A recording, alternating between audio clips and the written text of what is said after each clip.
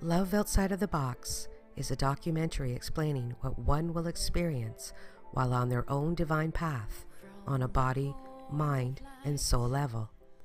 Many beautiful souls have come together in unity to share their unique, personal experiences so that you can see that you truly are not alone during these very pivotal and historical times here on Gaia.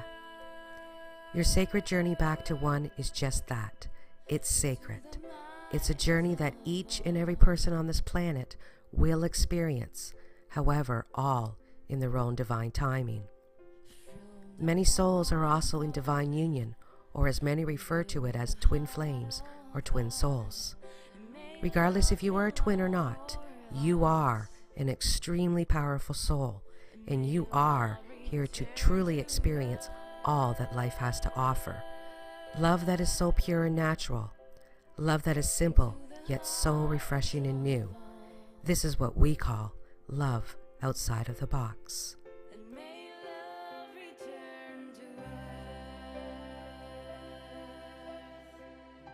Love outside of the box. Welcome to our documentary. Welcome to a series of real life videos and comments and posts about those on the spiritual journey. A spiritual journey back to one. A spiritual journey back to true love themselves. It's an incredible journey, one that requires strength, determination, stamina, and complete faith in wherever you're going is where you're meant to be going. It's a completely different approach to living life, but it takes us back to who we really are as man. It takes us back to what our real purpose here on earth is. Love, peace, and harmony. How we can do that in today's society is an incredible challenge, because we're bombarded with marketing and media and needs and musts and wants and greed and gluttony and all these things that just are bombarded in our face. And we are given the carrots, and these carrots we take and we bite them and we eat them. It reminds me of the Adam and Eve story where Adam took the bite out of the apple. We do that every day, and we do that for whatever reason or purpose.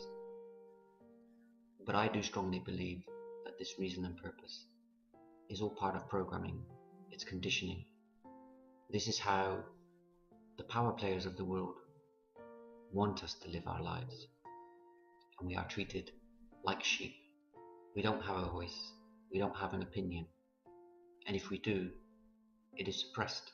It's suppressed at a very early opportunity.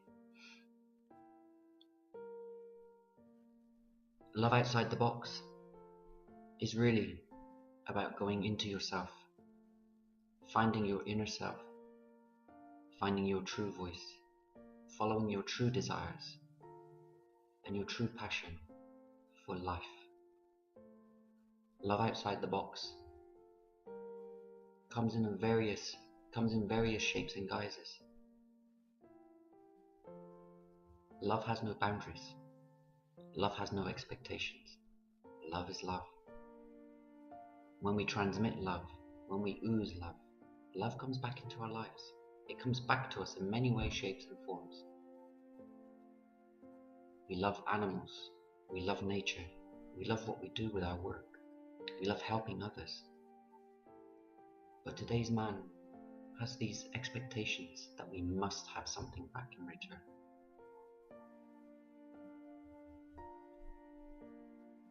When you go jogging in the morning, do you really appreciate what you're seeing? Or you listen to your tunes and your ears, looking downwards or looking forwards, but you're not looking around.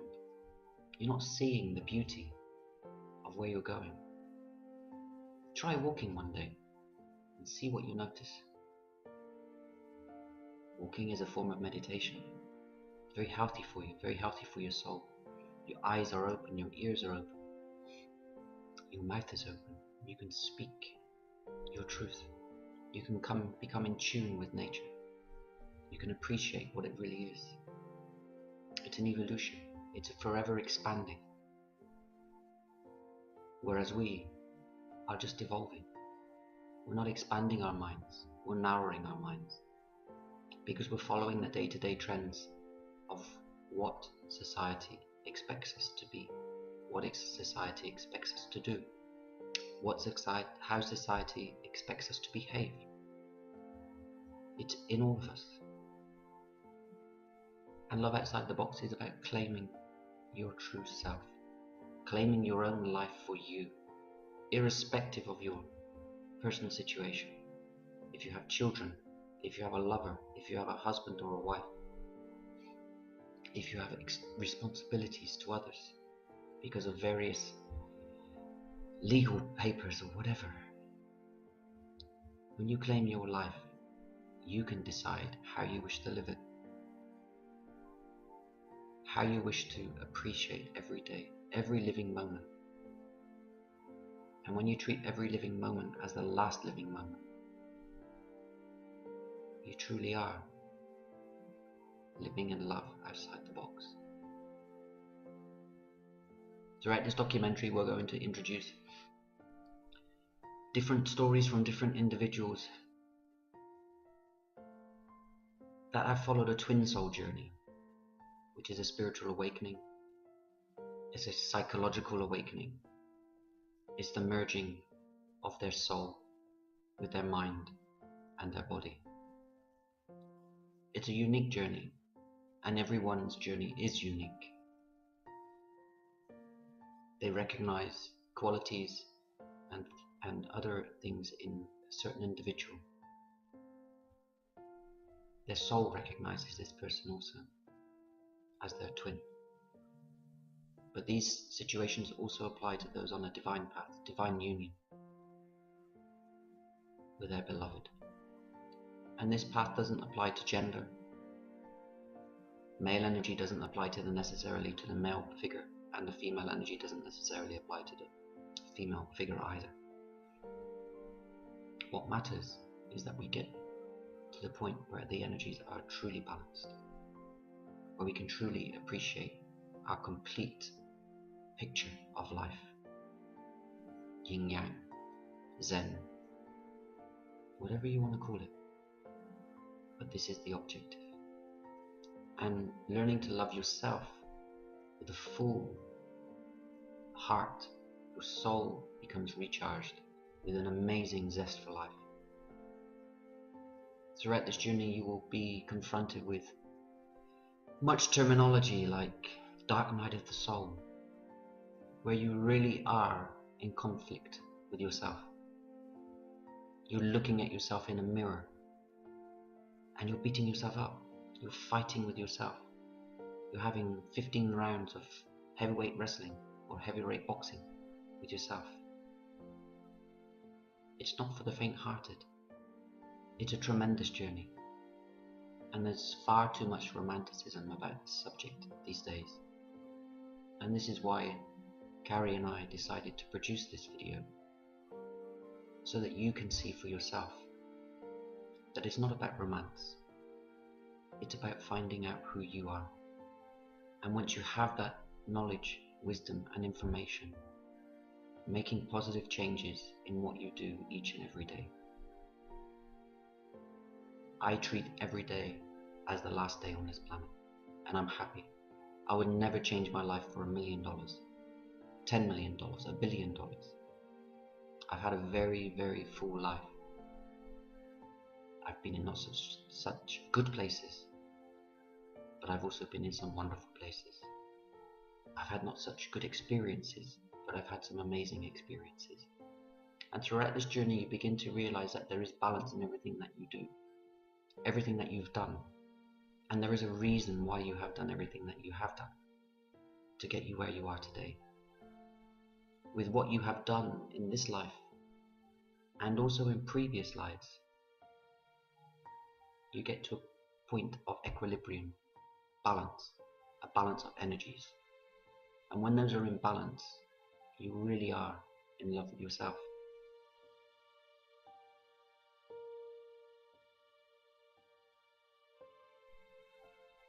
Recognition in your life, about a certain journey or a certain path that you should be on, normally comes to you at a time of crisis, when something drastic has happened to in your life, whether that be a bereavement, a loss of job, a loss of partner, or a serious accident, or something like this, a serious crisis in your life.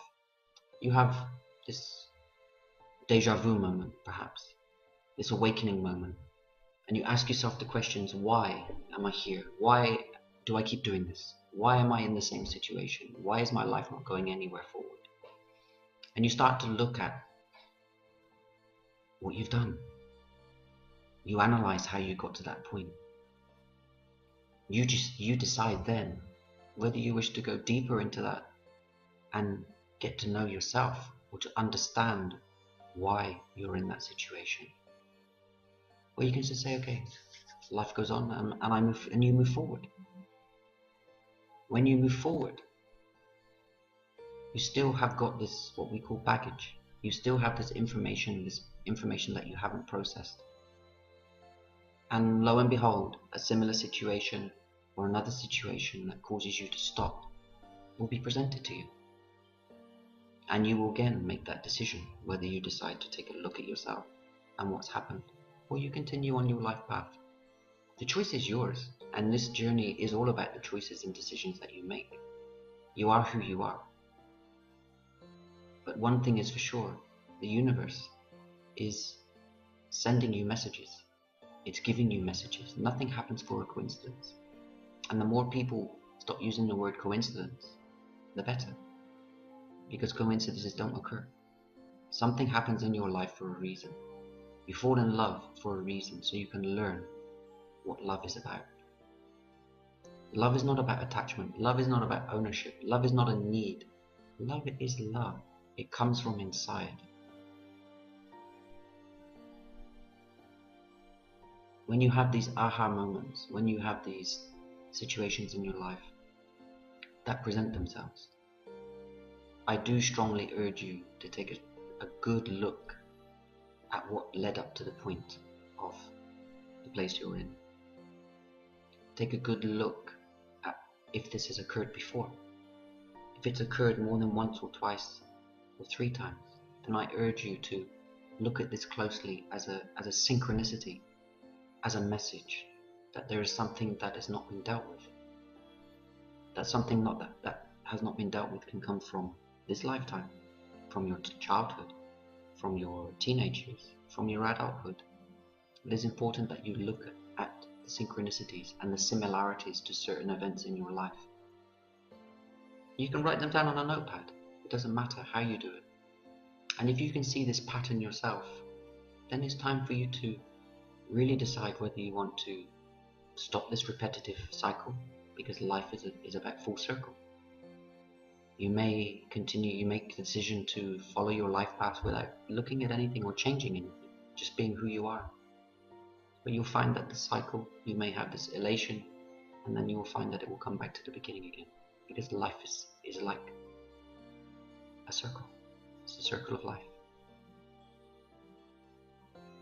When you stop, look, and turn around and face all that you are, and all that you are is not just who you are today, all that you are from the time that you were born until the day that you are looking at yourself now, and beyond, back into the past, back into your past lives, back into previous incarnations, beginning to understand what role that you've had before, what roles that you've played before, and who you've been before, because many of us are remembering who we are, not from just today, but from eons ago, from centuries ago, from millennia ago.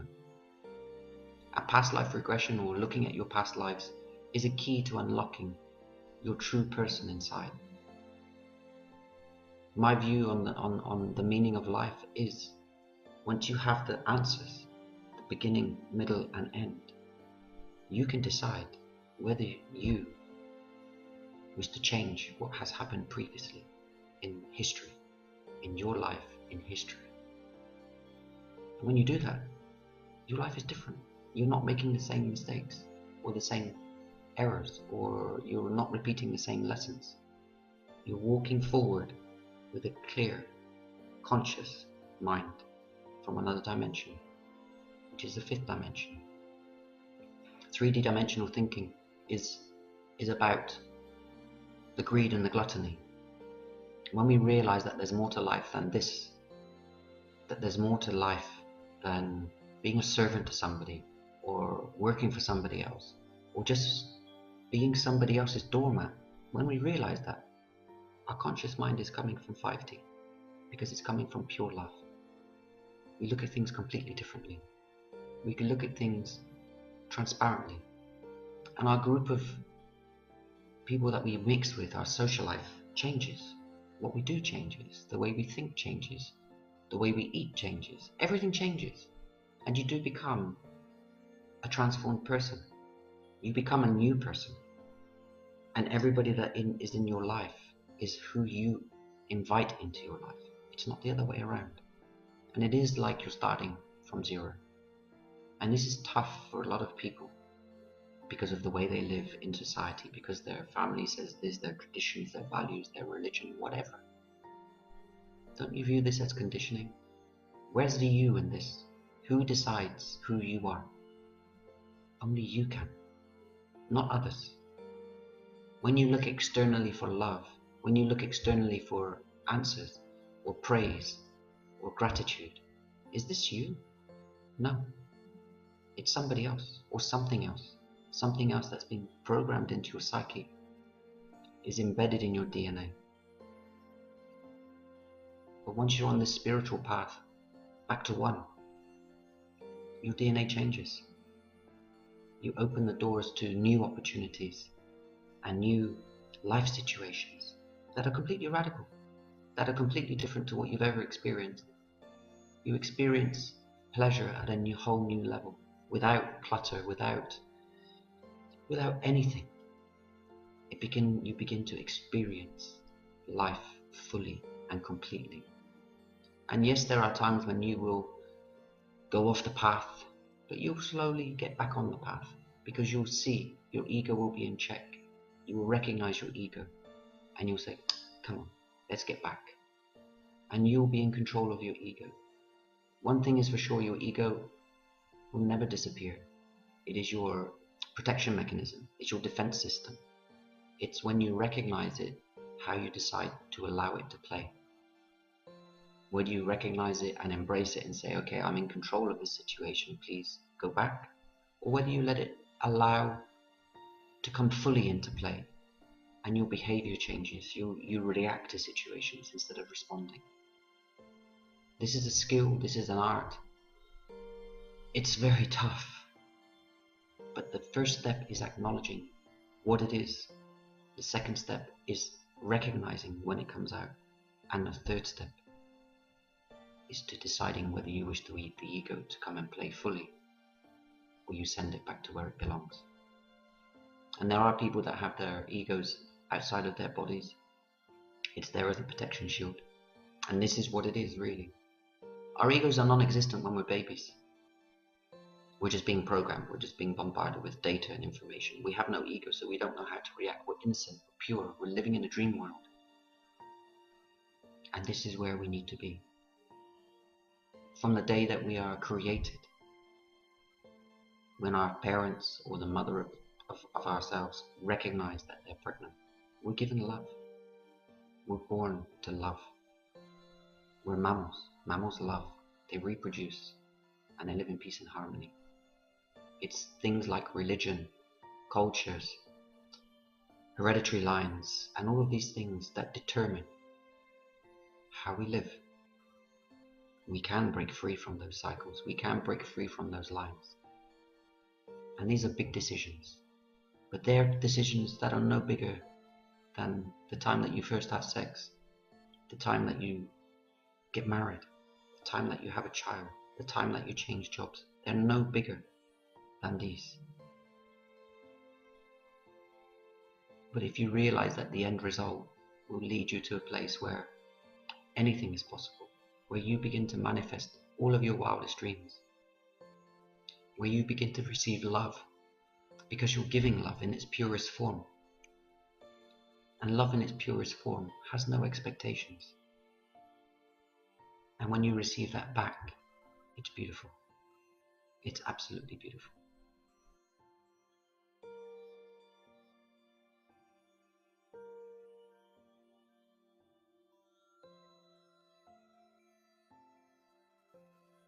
The journey back to one begins with you going back into yourself. First thing I always suggest is to take a look in the mirror at who you are physically, and then remove the layer of skin like a sweet wrapper, and look at the way you're made up. You're the same as everybody else. The color of your blood is the same. Your organs are the same. Their function is the same. The size and shape is irrelevant. You're a beautiful being, full of love, full of positive energy.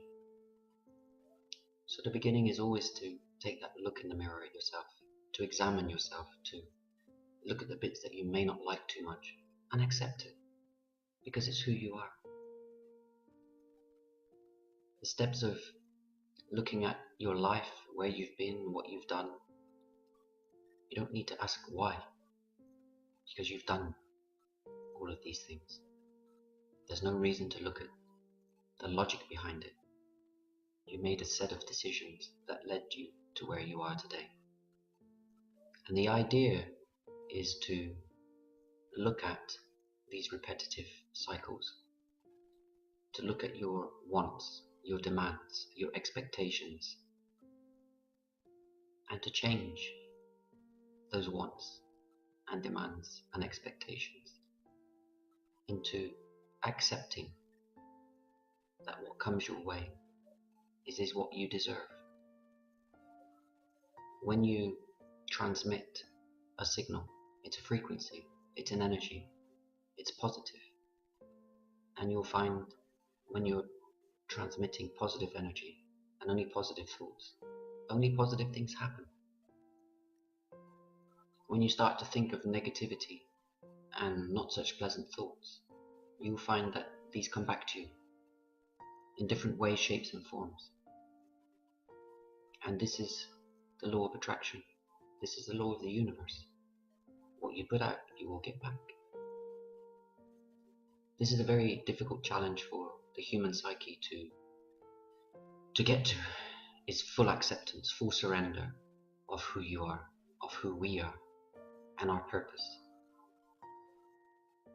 And this takes some training, some psychoanalysis, transactional analysis, spiritual, and looking at yourself in depth spiritually, your truth, the truth of who you are.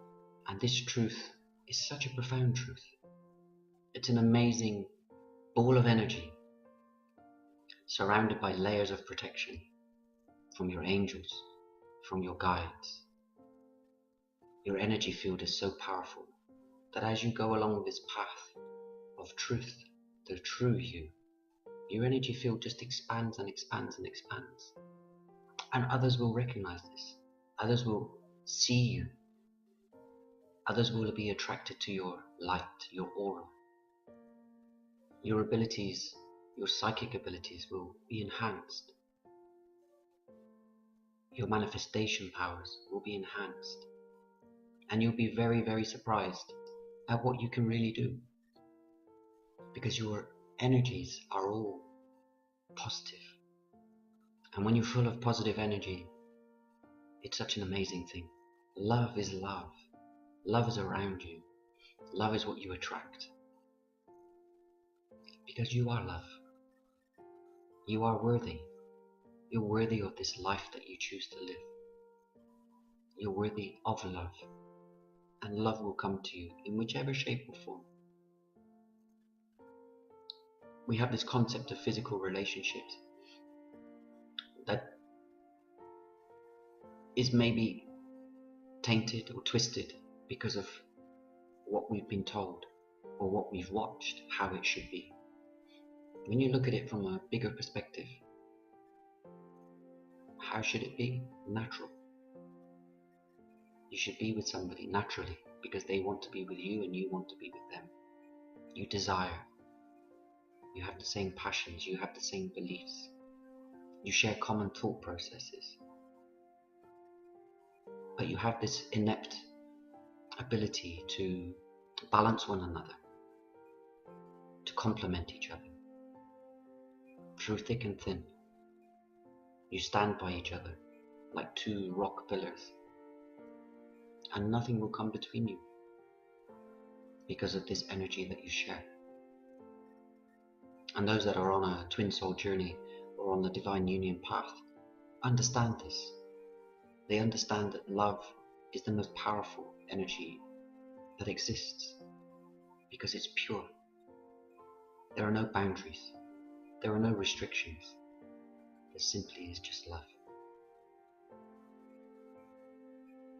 As you go along this path of self-recognition, you will begin to understand that the universe will give you everything that you need to live, to survive, to enjoy the pleasures. Yes, it will bring you not such good things, because these are life events.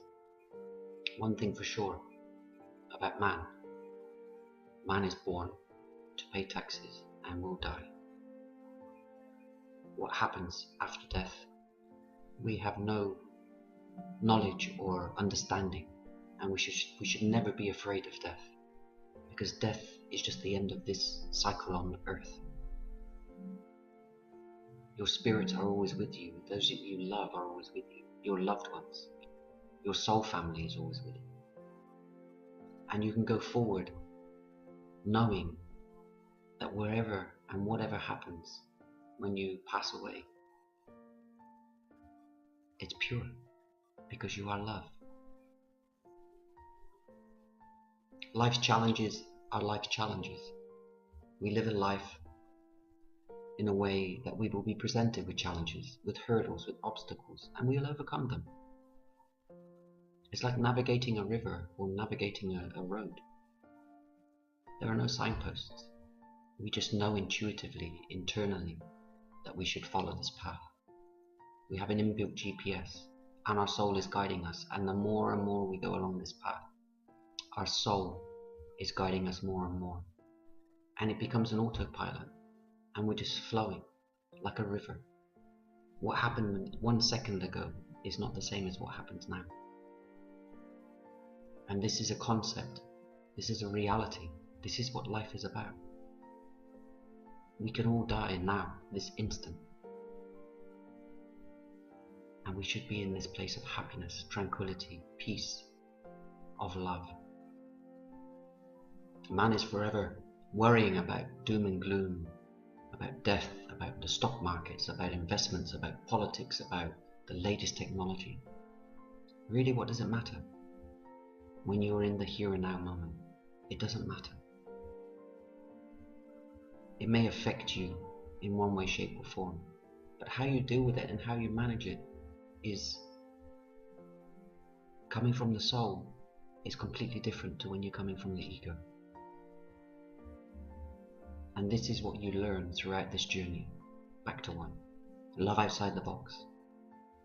It's not about these boxes and borders with lids and sides and messages on the box.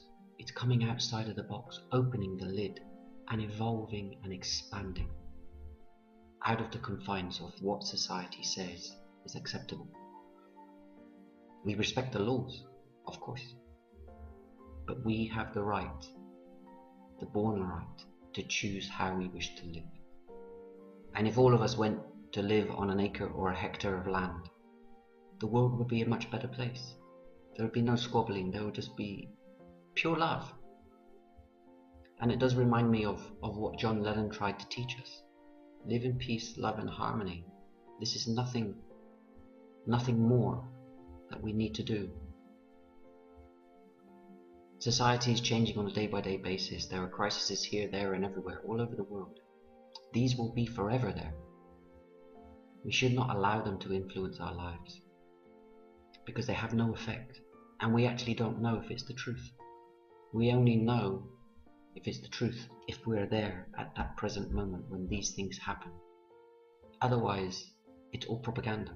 It's all material that's given to us by society, or by the media gurus, or by the spiritual gurus, or by whatever gurus, by the people that control the monopoly of this planet. And life is like a game of Monopoly, if many of you know that game.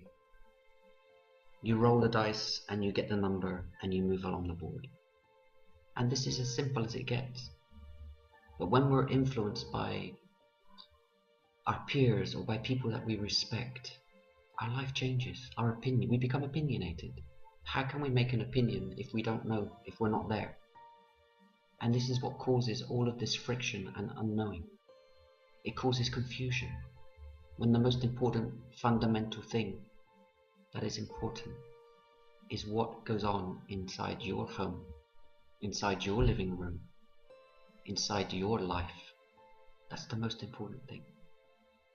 So claim your life, claim your freedom and non-reliance on external influences to live your path, because it's a beautiful path, and it's one which you can take with pride and with honor, knowing that you've done this before, but now what you're doing is something completely new and unknown.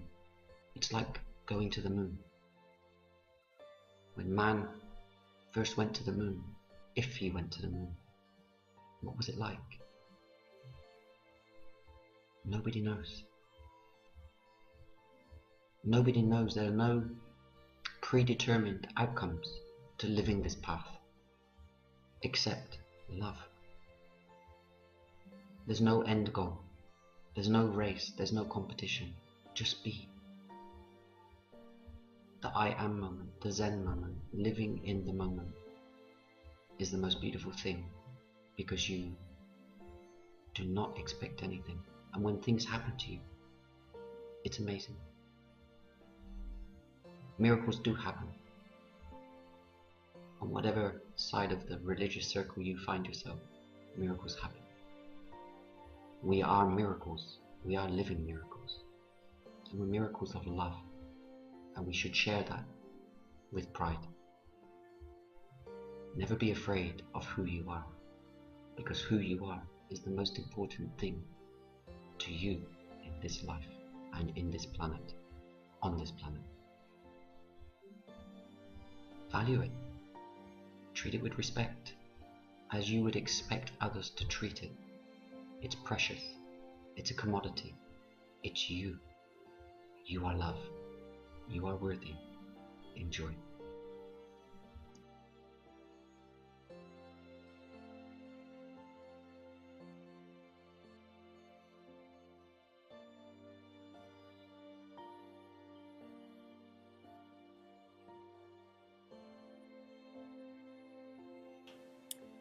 There's a physical part of this twin flame awakening. I like to call it the becoming whole or becoming holy part of the journey. And it's very important part of the journey, by the way, because I believe we are becoming pure love. We cannot hold anything that is not pure love. So in releasing that, it is required a physical element of release. A few of the experiences I've had were manageable with Reiki, a heavy heart, or aches and body pains that I knew were coming and going. Then I ended up with a very serious neck injury. My 5th and 6th vertebrae were out of whack completely, and I spent 3 weeks on really heavy medication and ended up in the ER on morphine, and ended up back at home with a pain management schedule and appointments for injections and possible look into surgery if none of those helped. And none of that resonated with me. That was not the life I wanted to move forward with. And once you reject that idea, then new possibilities come forward. And I recognized that my throat chakra had been clearing itself. At the time, I didn't know this, and from hindsight, it's so much easier. But in order to be this pure vessel, we must release physical, emotional, mental attachments to the pain and suffering we've been carrying around. I say it's like a car that's stuck in the mud. The tires continue to spin, and you spend time and energy and fuel, and you just go nowhere. So in order to move forward, we must remove these blockages. And during this time, it was approximately 30 days of experiences, from depression and anxiety to spontaneous yoga poses. I would find myself only being comforted in child's pose, which ironically is probably the most surrendered you can get. And I had hot and cold flashes and bouts of energy where I thought I could save the planet single-handedly. I couldn't eat anything, and all of the medication I had been taking, although I thought I was detoxing from that, I was detoxing from much, much more. And since that experience, I have not been able to hold anything that is not toxic. I can't hold conversations that are toxic. My diet has changed, where my body no longer desires or accepts anything that is toxic. The things I take in visually, I am becoming and maintaining a very pure vessel. This connection is a major part of connecting to Source. In order to have that connection be strong and clear, we must be pure. And in order to be pure, we must remove all those lower vibrational things, pain and suffering that we've held on to for far too long. They must go. And when we remove these things and we become this pure vessel and we have this connection to Source, we are a bright and shining light for others to see.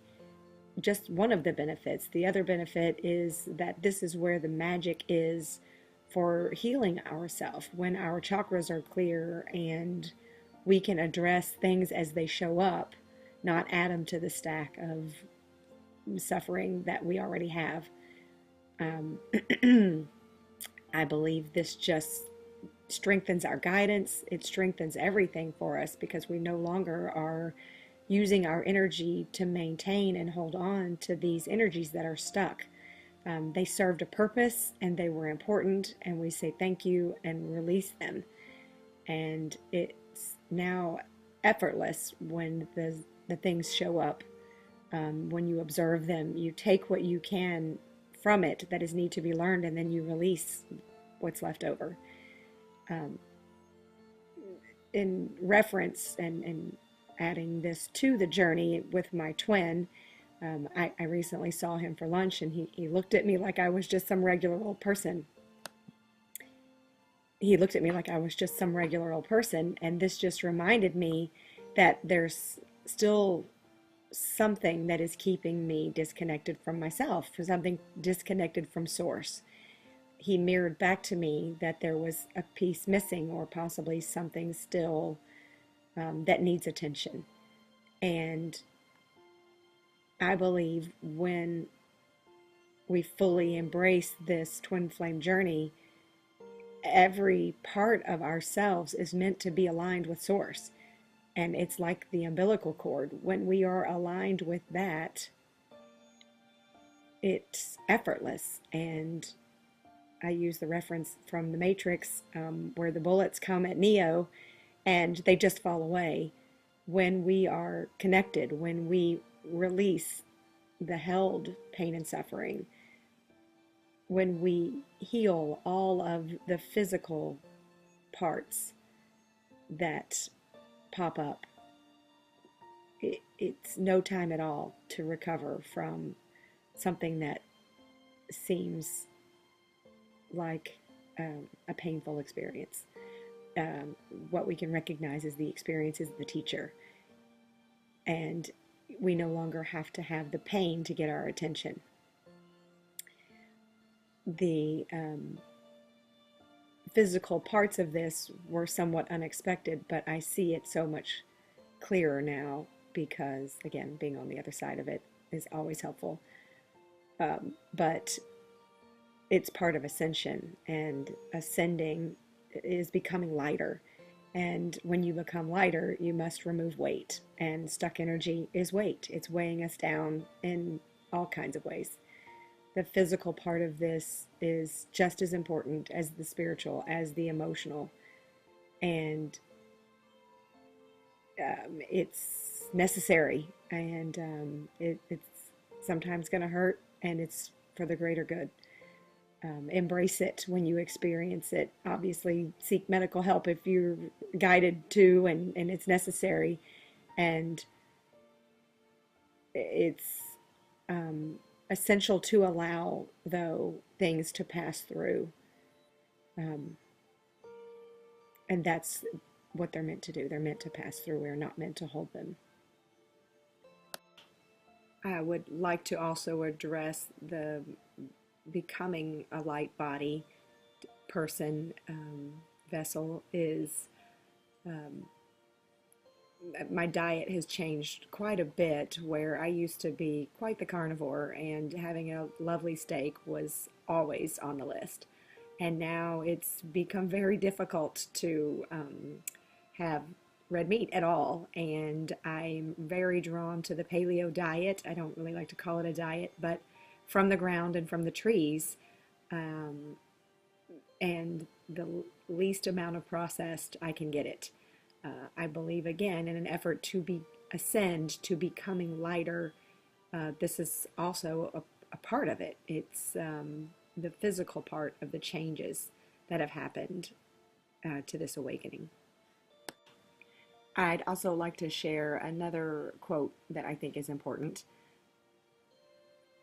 Pain by itself is merely pain, but the experience of pain, coupled with an understanding that the pain serves a worthy purpose, is suffering. Suffering can be endured because there is a reason for it that is worth the effort. What is more worthy of your pain than the evolution of your soul? That's by Gary Zukov.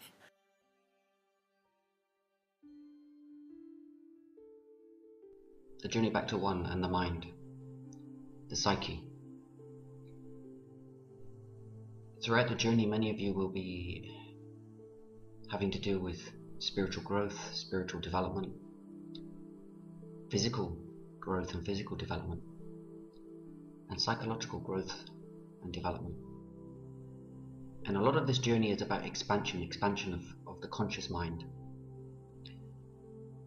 forcing the ego to go to places where it doesn't like to go. It doesn't like to be outside of your body. It likes to control you. And the ego is the controlling factor of your life. That unless you go into your psychology, your psyche, you're unable to fully appreciate the journey back to one. I speak from personal experience, obviously, and with many who share the same path as me. And it is so important that you look at your current life, your repetitive behavior, the patterns. Because most of us have come from an abusive background. In any way, shape or form, it doesn't matter whether it's psychological, physical, or any type of abuse, or when it's happened. Our psychology is really what controls our day-to-day functions.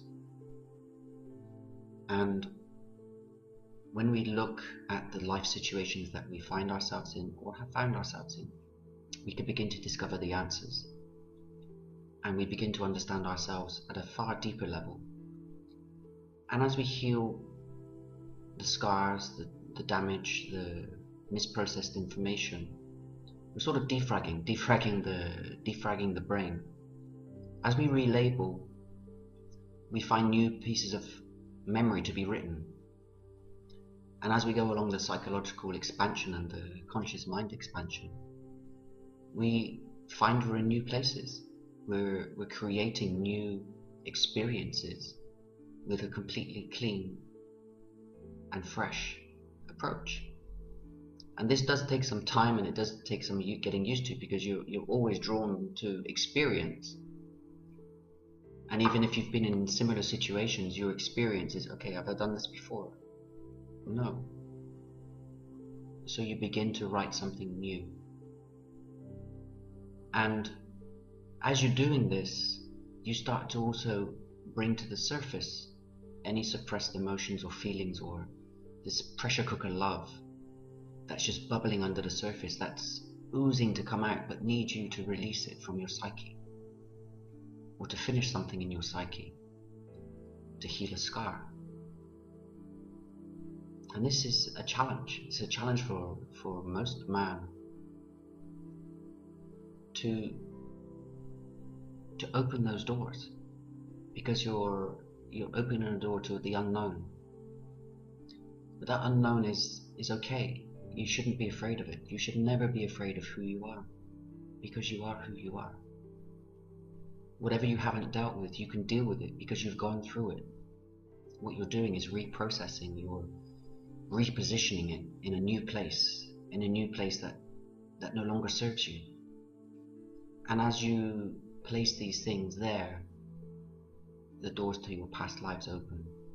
And you start to examine them, you start to remember, you start to resonate with people that you've shared lives with before, in whatever shape or form. It doesn't matter whether you've been lovers, partners, brothers or sisters, father or mother. It doesn't matter. You start to relate to new people, and this is the beginning of your new future. You don't resonate any longer with those that were in your life or are in your life. They can't seem to understand you any longer. And you're reaching out and connecting with people that do understand you. And it's quite an incredible part of this whole journey, is even when you go back to places where maybe there were some not so pleasant thoughts, or you're going to check whether you've healed. When you get to a place that you've been before and there's something not so good associated with it, and there's no emotion or there's no feeling, it's actually fresh, it's clean, it's no longer heavy, you know you've healed it. And you start to make a new impression of that place or that experience. If it's with somebody that you love or loved, and there's no pain or there's no malice or there's no negative emotion associated with it, this is also another sign. It's not a sign that you've moved on, it's a sign that you've healed. You've healed that trauma that was associated with it. How that other person judges you is irrelevant. It's how you feel inside, and how you've dealt with it, and how you deal with the new situation. That's the most important. And you'll make a decision whether you want to continue communication, or whether you want to continue a visit, or you're going to move on, go forward. And I'm a great believer in, without going into the past or traveling down that path in your past to confront and to challenge everything that you've ever done, I don't believe until you've done that or completed that exercise, you're able to fully ascend. It's an essential part of the intertwining process. Your mind, your body, and your soul. Without those three integrated or intertwined, a piece of you is not functioning correctly. So never be afraid to go backwards. Turn around and go backwards. It's not anything that's not going to serve you. It's actually going to serve you better, because you begin to understand who you really are, and you begin to see the causes and the effects of your behavior, of your emotions, of why you're acting the way you're acting, and how to change them. Because once they're healed, you're creating your new future, you're creating your new templates, and you're ascending to a much better place. And there will come a point on this journey where your ego is actually outside of your body. You're thinking with 5D consciousness in a 3D reality. One of the things is we can never forget where we live. We live in a 3D reality. It's how we perceive and how we interact And how we navigate that 3D journey until the time of fifth dimensional living comes on this planet is something that we have to adapt to. But we can determine how we do that by processing the old, filing it, deleting it, shredding it, and creating something very, very new that will only serve you for your highest good. So be brave. Don't be afraid to go into the psychology. You will cry, you will have pain, but it's only relative. It's nothing that you haven't experienced before. The pain is never the same. So don't be afraid. It's something very, very worthwhile doing, and I encourage you to do so.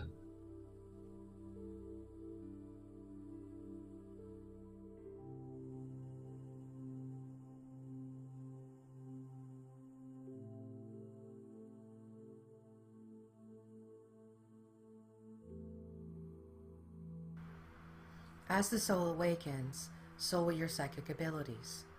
Every single person on this planet is psychic.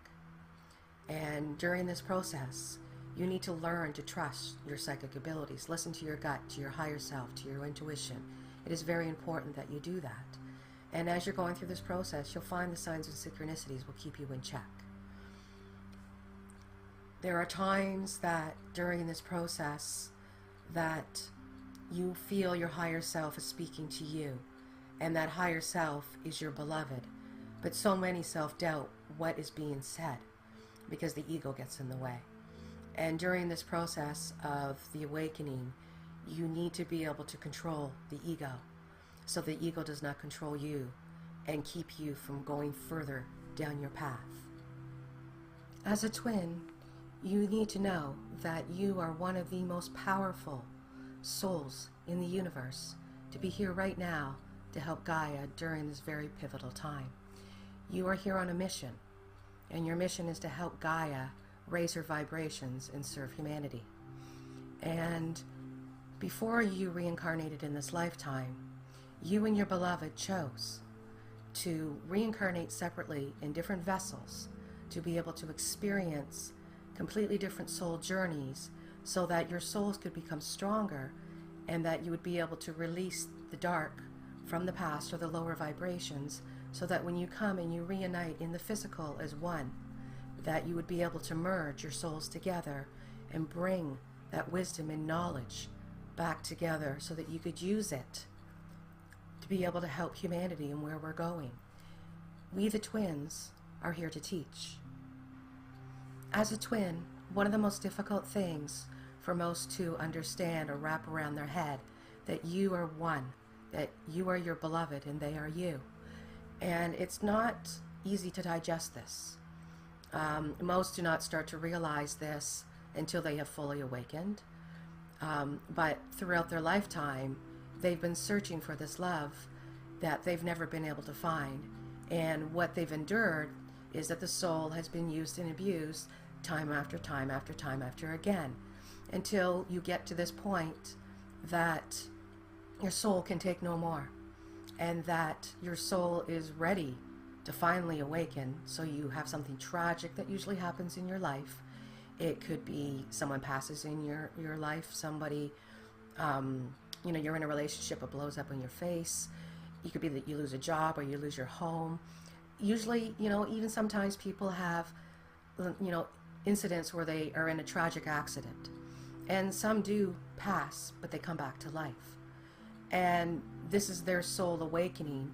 And usually those people who are twins, when they actually have a life-altering moment where they actually pass and come back, they usually come back with very powerful abilities. So this is something that you will start to notice during your awakening process, that your higher self, the abilities will start to kick in, and you'll start to realize that you are multidimensional. And when this takes place, usually when you start to become aware that there's more going on than just you, that all of your life you felt that part of you's been missing, and now you're starting to realize maybe there's more to this, and you start to realize that you're actually a twin. And when this process takes place, a lot of twins get into very, very low vibrations where they are angry, they're frustrated, they can't stop crying. You know, some are suicidal. You know, it's a process that we all go through because so much of the negativity is now coming through your soul, and you're starting to remember, and you get very confused.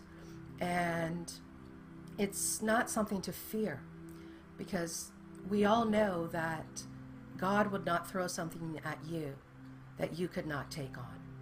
It's the same with the soul. The soul is not going to reveal to you something horrific if you're not ready to go through that process of soul purging. The soul purging during this process is huge. And you'll find that as you're going through the process, even the soul intertwines with the physical level, that we start to go through Kundalini awakenings, and the energy starts to rise within us, and it's opening up and releasing the older vibrations and opening up to the new ones. And when this takes place, you're going to start to notice that you are multidimensional, and all of a sudden you start to get pulled into other places that you don't know what's happening. And a lot of it starts in your dreams, where you will start to travel in your dreams, and you could go to a past life, a future life, you could go to a parallel life, and you will bring back that knowledge and wisdom with you. And if it's not a pleasant experience, please know that the soul is allowing you to release the dark that is no longer needed, or they might be showing you in your dream where this lower vibration is feeding from that you're currently dealing with in your life. So if you're dealing with something that's a family lineage, you might find that your soul pulls you to a past life where it began, so that you can help release those lower vibrations so that you're not feeding from them now. When your soul becomes aware of your beloved, do know this is a different experience for every single person. For many, their soul has been calling out to their beloved all of their life. They have been aware that there's something out there, something more out there, or maybe they've had visions of someone or dreams of someone and they didn't know who they were. This can happen for a long period of time before you even awaken to the awakening process. But as you get into the awakening process, you will find that your dreams become more vivid. And when your soul is ready to take that leap of faith in meeting your beloved in the physical, do know that it will take place. But it's not like a lot of you think in a 3D reality way. Usually it's unexpected. It comes out of nowhere. However, you feel something before you actually even connect with this person. It's a feeling that you're like, whoa, what's going on? What am I feeling? What is this? What is this?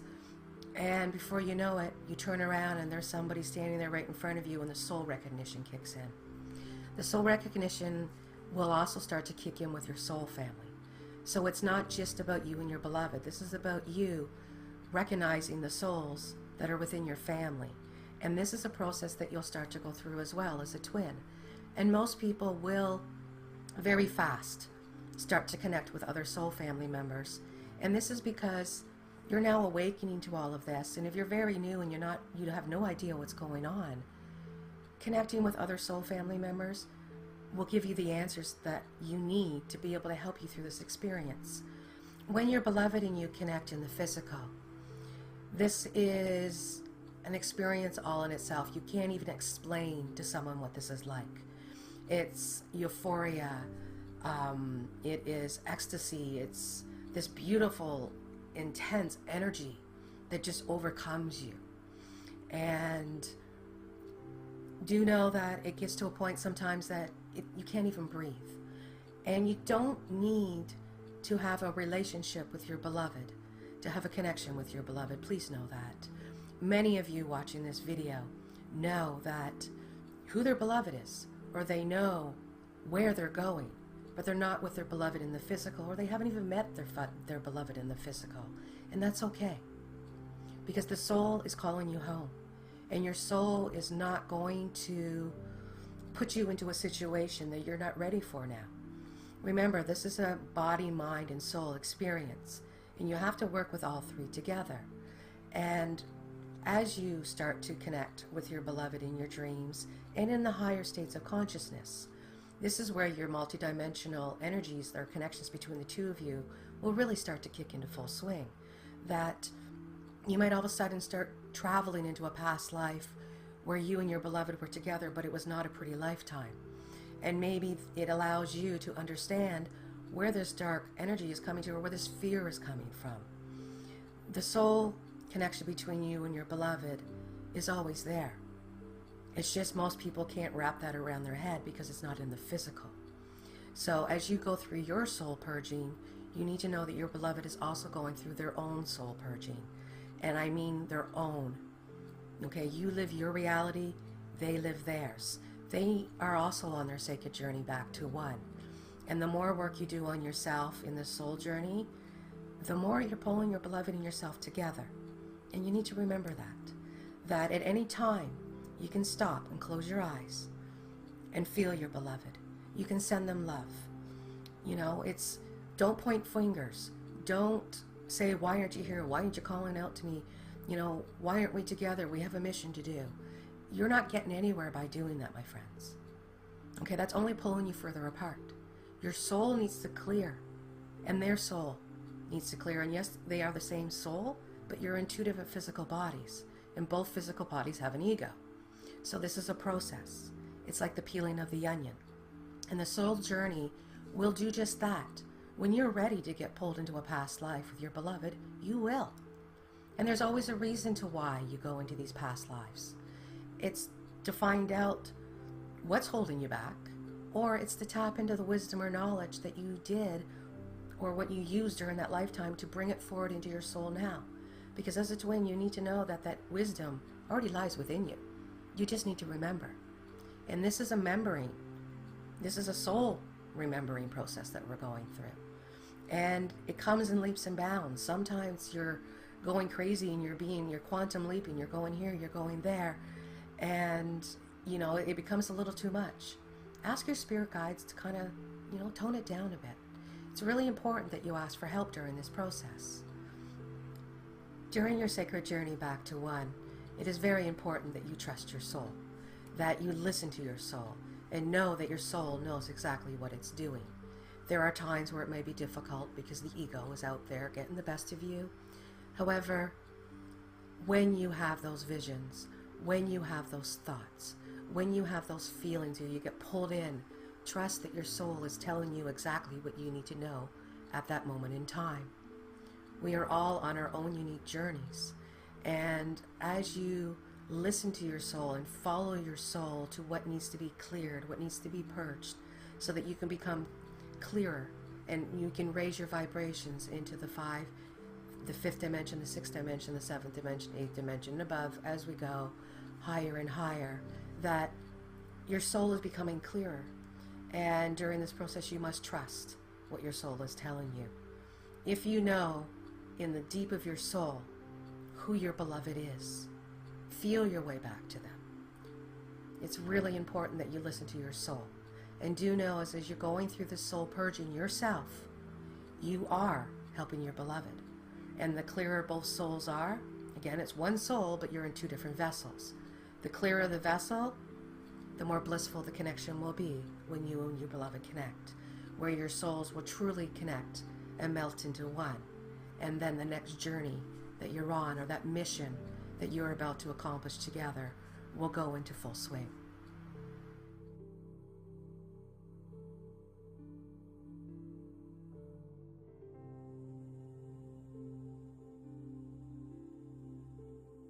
In closing this documentary,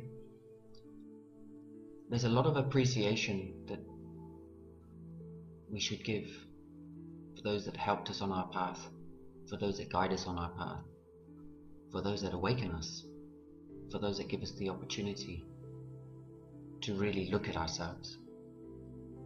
And we should appreciate ourselves. It's very important that we thank ourselves and appreciate who we are for all the things that we have done and for all the things that we have cleared. on the awakening,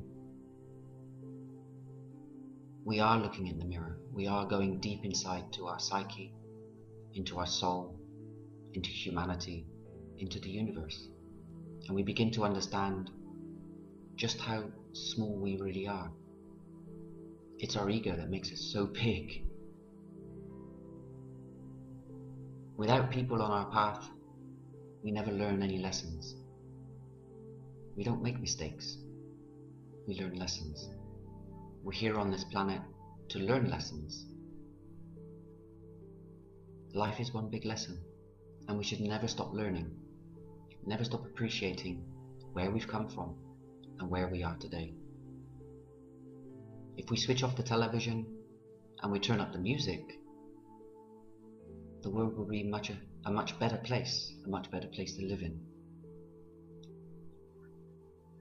There are many music masters that have tried to change the world and promote peace and love and harmony over the last centuries. And this is wonderful. The hippie revolution, do you remember it? I do. I was brought up on the cusp of the hippie revolution, so I can resonate with it. And I understand the message and the thought process behind it. But the government stopped it. Do you ever wonder why that is?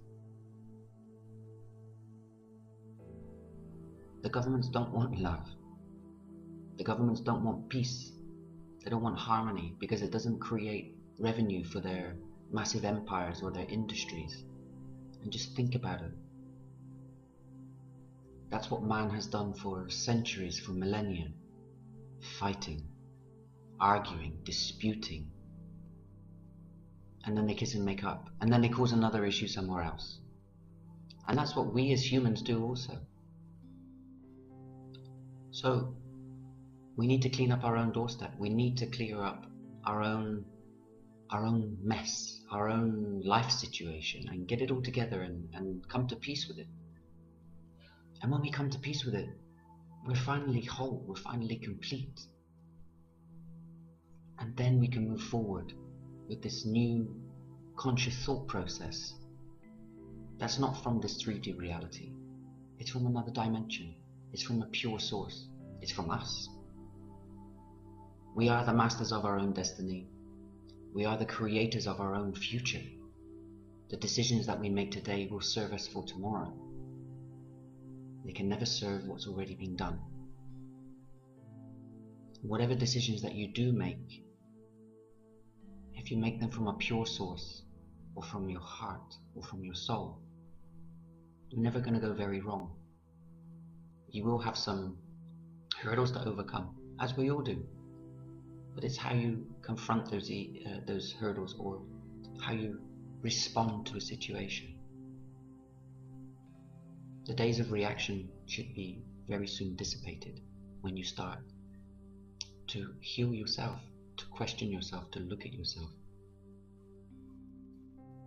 Our partners, our lovers, our children, they're all challenges to us. They all question our thought process, and they're all triggers. So that's time when you need to look at yourself. Why am I reacting like this? Why am I thinking this? Where is it coming from? And then you have a eureka moment. It's coming from something you've previously done. Because thoughts only come from something that you've previously done. As you go throughout this journey, back to one, your psychic abilities, your mediumship, your clairaudience, your clairvisual, your clairs will come into such high tune, high frequency,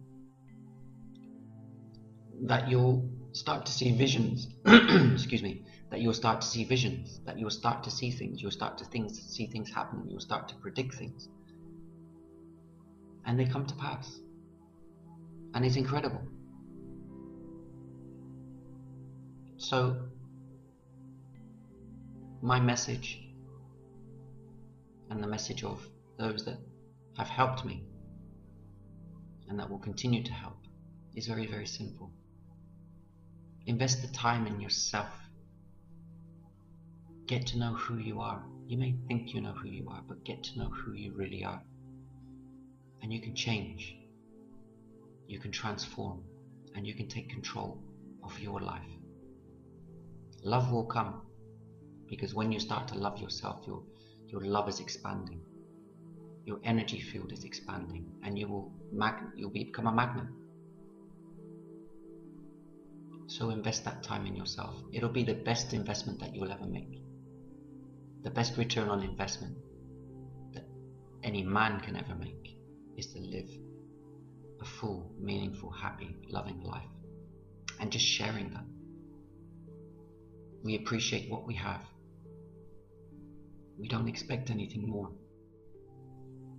One thing for sure about this path, this journey, there's no race, there's no competition, there's no finish line.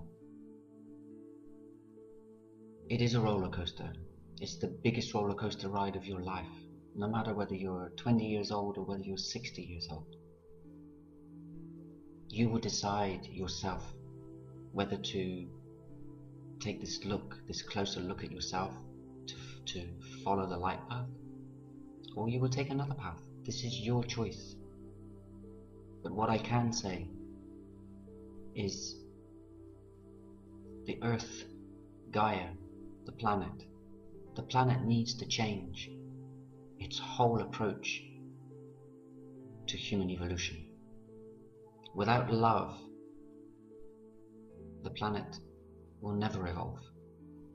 And you will see these natural disasters, you will see atrocities, you will see this just escalating to new heights. And we can already see it in certain parts of the world. And this is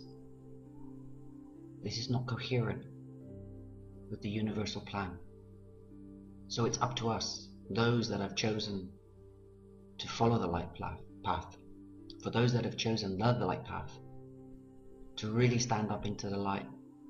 You can see the changes already. The new Canadian Premier. You've got a new Premier in Guatemala. You have lots of changes happening. You have lots of justice coming to those that caused the disasters, the financial disasters of recent years. There are lots of changes coming.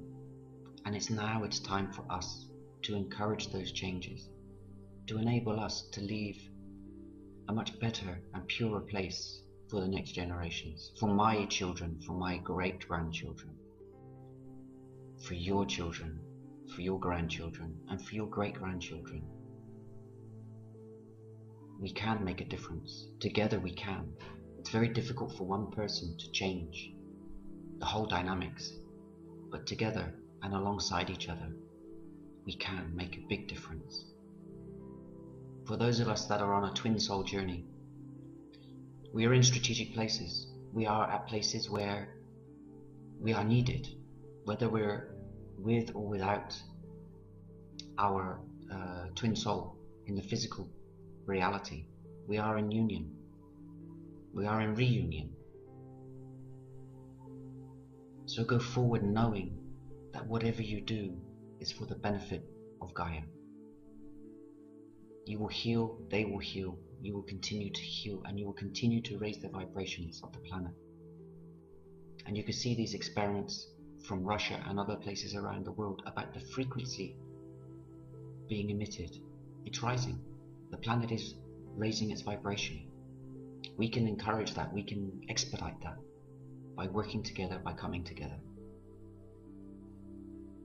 I'm very grateful for those that have helped with their contributions.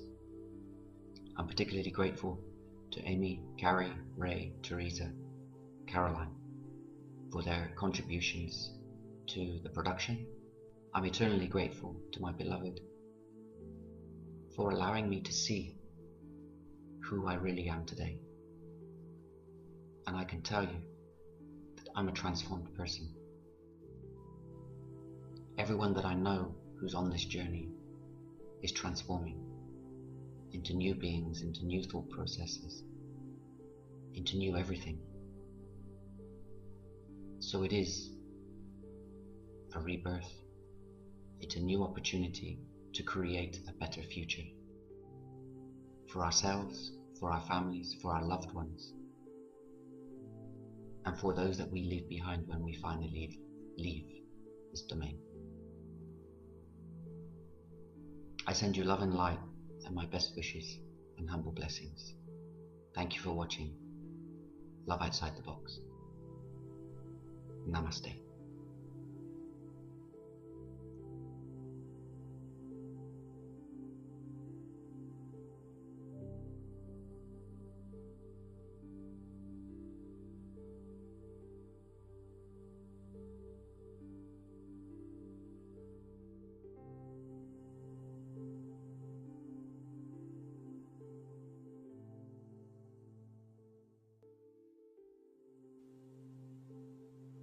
Hi.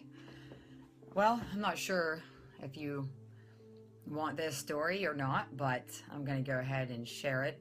It's the first time I've felt guided to share anything via video. So I don't know what this is going to be like, but I figured I may as well go for it. My name's Teresa, and I've been listening to the Vibe Report now for a few months, and I'll tell you how I kind of was guided into that. Basically, my story started in 2008-9. I met somebody, a woman, and she is 10 years younger than me. So at this time, she was 20 years old and I was 30. And she was quite interested in me, and I was at a very dark, crazy, wild place in my life at that time. And she was very innocent and new to what was happening in life, and we met, and it was a very chaotic friendship. She felt a lot of feelings for me, and I did feel some for her, but I was so fearful and so into the age gap that I just kind of disregarded any feelings that I had for her that were deep. She formed a bond with my family members, and throughout my grandmother's illness was there for me and supported me emotionally. And I decided that I couldn't be with her because she was too young, and I hurt her feelings a lot. And we parted ways, and she couldn't even be my friend, although I wanted to be hers. And then she kind of fell into a relationship with a man and got engaged and got married. And over those 3 years, I was in other relationships with 2 other women, and one of which I was engaged. And throughout that time, she remained friends with my mom, and I was very, very close to my mother. So I would see her every once in a while in passing. Plus, we live in a really small town, so there wasn't a lot of physical distance between the 2 of us, like a lot of different twins. But we were still in the same town. And over those years, I really didn't think much of my feelings for her or anything. And I just thought that these other relationships were going to work out, and I was so into them. And then my mom got sick, like my grandma, just a short 4 years after my grandmother passed. So we're looking at 2012. And I had a spiritual awakening in 2012. I went from being a person on drugs and just being like an existential person, like there's nothing spiritual, we're here and we die and that's the end of it. And I was awakened in 2012. It started off with something called emotion code. I started getting help with that for anxiety and phobias. And I realized that started to shift my energy, and I was like in a whirlwind of change. I got off an antidepressant, started to dwindle with the drug usage, and then I found Reiki. And I started taking classes, and the more I did that, the more my vibration began to raise, and all of the old stuff began to fall away. Then, just a short few months after finding Reiki and just starting to change myself and my energy, I found out that my mom had terminal cancer and only had just a short 5 months to live. So during that time, I really continued to become closer spiritually and clear out a lot of the old stuff that I needed to. And my mom passed away in January of 13. And when she did, of course, my twin, her name is Angel, by the way. Funny that her name is Angel. She was there on and off while my mom was sick. And just about a month after my mom passed, she felt guided to come around me. And when she did, it was almost like this magnetic pull, which I did feel a couple of months before my mom actually passed. When I saw her, and a month before my mom passed, I felt really strange, really strangely attracted to her, different than I've ever felt. So I was like, what is this about? Like, I never felt this way for her before. What is this? And then when she came back around to me one evening in February, a month after my mom died in February of 13, it was just like this magnetic connection. And at first, I of course wanted to take it slow. She was still married, and I was talking to another girl, and that had been there emotionally for me while my mom was passing. And things started to come up. She sent me an email, Angel did, on 11/11/13 that talked about twin flames, and I kind of blew it off, and I was like, yeah, I've heard about this twin shit before, but I was kind of just not into astrology anymore, and I was just kind of not thinking about the twin thing, although I had knowledge of the twin thing. So Angel brought it to my attention, and I was just like, yeah, it's probably possible, who knows, whatever. So I didn't give it much thought. So our relationship began to be committed in the summer of 2013, and I started to go through major awful periods of grief and food sensitivities and anxiety, and just without my mom, just trying to figure out how to live life because I was so enmeshed with my mom. And there's Angel, trying to be there for me and trying to support me and trying to understand. But at the same time, she didn't know how to help me, and I wanted more from her than what she could give, and I wanted to replace my mom in a sense, and I wanted her to give me all this love, but I didn't know how to give her anything back. So at the same time, Angel, she wanted to be with me so bad and said she still had this love for me all these years, and that she always knew that I was different. She always knew that I would change. So, it's kind of like that moment when she felt that I was changed is when she came back around. But it's like when I said, okay, I'm going to do this with you, then she kind of started to fear and kind of to back off and try to protect herself. So she started having interactions with other people here and there to try to, I guess, maybe keep herself safe. Like she had a backup if I would hurt her again. So then on this end of it, you have her fears and, patterns of believing and thinking. And on my end, there's these fears and anxieties and this whole new way of life. So we're in this relationship for 2 years trying to make this work, having this great love for each other and this wonderful magnetic attraction. But the fights were intense. Everything was so intense. And we went to counseling and we tried to work it out. But, there was so much I wasn't giving or doing that I couldn't give or do. And on her end, I believe it was the same way. Although I think mine was a little bit more intense as far as I wasn't able and ready to give her a lot, and she was giving to me, I feel like a little bit more. So in March of 2015 here, she ended the relationship. I know I found out that she had been talking to another girl for about a year emotionally, and it was a girl that we all knew and that we were all friends with. So it was very hurtful. And when I found out about it, I still wanted to go to counseling and work this out and with her, but she left. And when she left, I felt the worst pain I've ever felt in my entire life. I realized then that I was holding on to her as that comfort. I've always had a mother to comfort me. I've always had that person who loved me so much, but I had no idea what it was like to love unconditionally, ever. And I never gave somebody as much love as they gave me. And in that moment, it's like all my structures and all my beliefs and everything just came crashing down. And I'm going to be honest, I was borderline suicidal. I put the earplugs in my ears and the gun to my head, and I was like, I can't do this. But God and angels and guides, I felt them lift me up and out and just help me to stay in that moment and help me to feel a little better and start to explore some of the things that I needed to learn, which is how to really just not need and be attached to somebody, but still be able to feel love. How to love and accept that that person doesn't want you, that that person's not doing everything for you, and still love them.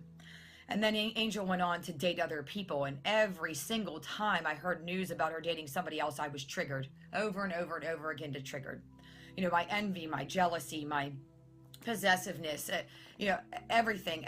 And each time that I would hear about her with somebody else or see a picture or something like that, I would be triggered into this awful feeling of misery. But each time I started to clear more and more and more out. And over the past 6 months, from March until now, with, you know, the eclipses in March and April, and now the current eclipses, so much has happened. So much growth for me. And I'm not going to speak for Angel because I don't know what she's been through. But it seems a lot of confusion, and intuitively with talking with other people that do this kind of work and work with twins and soulmates, just that her confusion right now is really intense. But as far as I go and what I've learned that I can sleep alone, I can live alone, I can be alone and be okay and be happy with that. Recently letting go of shame and guilt for all the person that I was in the past, or, you know, all the things I've done to hurt people and to hurt her and to hurt myself. Letting go about things and old templates that my mom had, you know, had put in place for me to say, oh, go ahead and just be with whoever you want and do whatever you want. Just don't tell anybody. So I've learned to be honest with myself, honest with my twin, honest with my feelings. And it's been really, really tough. And more to prove to you more about like the twin situation, not only did we have the synchronicities of the 11/11 and you know, a couple other synchronicities were that throughout the 6 months, I was guided to connect with somebody, a spiritual counselor, and she happened to teach about soul growth and twin flame and all kinds of things like that. And when I saw the post that she wrote and I made the appointment, my email some kind of glitch happened in my email. And that's how I realized that Angel had sent me that email on 11/11/13, because it popped back up into my inbox. And it was like, holy shit, this is twin flame. This is this situation. So I started, you know, looking for different things online. So I found Carrie, I found the embassy, I found Twin Flames Eternal group, and, you know, a couple of other things. And I just, you know, continued to keep my mind open and listen to everything that everybody was going through and kind of seeing what resonated for me. Angel and I mirror each other in such intense ways. I mean, everything that she went through, I'm going through. Everything I go through, she went through. It's very different timing. And I guess that's probably because of the age difference, but or whatever other reason that God intends. It's like all the ways she felt in 2009, I am now feeling in 2015. You know, and it's other things too. Just I can't even count the number of times that we've mirrored each other that I've been so shocked, like, holy shit, this is how she felt, or wow, you know, this is what she went through. And then, you know, she couldn't deal with the anxiety and phobias I had during the 2 years we were actually in a relationship. And she tried, but it was very hard. And she just kept, you know, would say, just get over it, or it's all in your head. And then now currently over this past 6 months, she has been having anxiety attacks and phobias and waking up in the night. And I have been there for her as much as I possibly can. And so we've been there for each other through a lot of this growth and change. And she knows, and I know, we both know we're twins. And that's the hardest part for me, is because we both know it. And still it's like, okay, well, why can't we just be together? Why can't this just work? So over these past 6 months, you know, I did have those hopes that after the blood moon and this energy that, you know, we would be together, but quite the opposite happened. We were interacting pretty intensely on a regular basis for the past 2 months, I would say most of August and September. And then October 5th was my birthday, and couple of days after that, she came around with, you know, flowers and gifts, and, you know, I was like, oh wow, you know, we're really starting to, you know, come back together. But then she broke the news and told me that the guy that she has been seeing over the past couple months, she decided to go ahead and commit to him to be his girlfriend. So again, I was shocked and triggered, and devastated, and this was just this past Thursday on the 8th. So here I am in this situation. I've done a lot of clearing over the weekend. It isn't as devastating as it was in March, but there's this another separation, and I'm like, okay, why is this happening? So there is still a lot of shame I need to get rid of. There's still things that I need to do, and Carrie, and Deane, everything that you guys post and videos and a vibe report helped me to bring that focus back to me, and just realize that this is about me, and that as much as I love her and want nothing more than to be with her in the world right now, and as you said in this current vibe report, from the 8th to the 11th, that we might love and want that right now, and I want to give up, and some days I'm like, fuck this, like I don't want to do this anymore. I don't want to have any feelings for her anymore. Like I want to be over this and just be done and move on and just be happy and free. Or I just want her to just be with me, and we could just be together, and can we get on with our lives and just get back together? I've learned what I needed to learn. I get it. Okay. But obviously there's something else. So it can be really, really hard in these moments. Just hearing news about her being with somebody else is hurtful and painful, and making the decisions to keep contact with her or not, like what's for my greatest good. All of that can be really hard, but I'm trusting, and I'm putting forth my love and my trust and my faith. I talk to Archangel Michael all the time, Archangel Raphael. I work with angel oracle cards, the Doreen Virtue. I'm certified in that. And I'm a Reiki master teacher, so I also clear things as they come up. The triggers for me, when it comes up, like, hey, why would it trigger me so much to see her, with somebody else, or hear about her being with somebody else, or, the thoughts coming into my mind, like that monkey mind, and the monkey's coming out of like, oh my gosh, what if she's with him forever? Or what if she forgets about me, this and that? So, the thoughts can be really intense and powerful. So I'm grateful for the community. I would love to get in touch with more of you, and hopefully this video reaches out to some people, and you guys can reach out to me. In my work, I am a psychotherapist, so I do have my master's in counseling, and I do energy work as well, emotion code and Reiki, and angel oracle cards.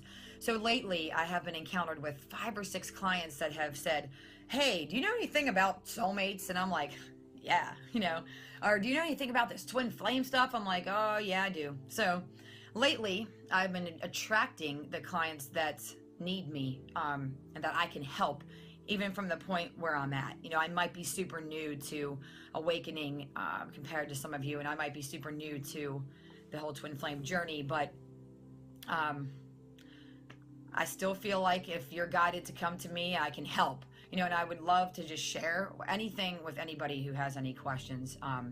Of course, that's just my passion, and I'm still trying to find me and what I'm passionate about all the way in life, and I'm still trying to get past some travel fears and anxieties and be able to go different places, and I'm working on it, and I know there's work I need to do on myself, and that could be why this second separation, or third separation rather, is taking place.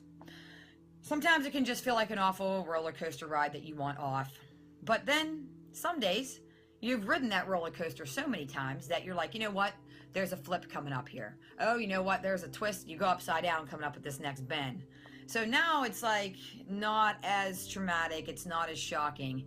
Although you're still on a roller coaster. I mean, it's still tough, So I just wanted to thank everyone for this opportunity, and let me know, if you have any feedback or if I can be of assistance. I love all of you in the spiritual community, and I'm sending you love and light. Have a good day.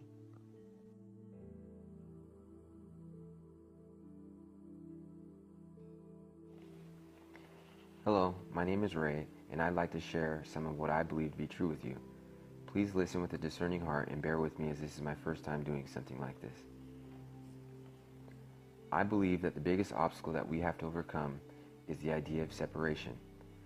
We somehow believe that we're separate from our twin, we're separate from others, we're separate from the events going on around us, global or otherwise.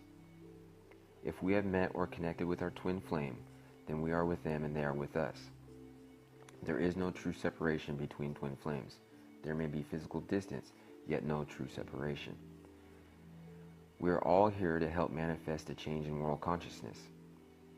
It does not matter if we identify as Christian, crystalline, indigo, blue rays, what have you.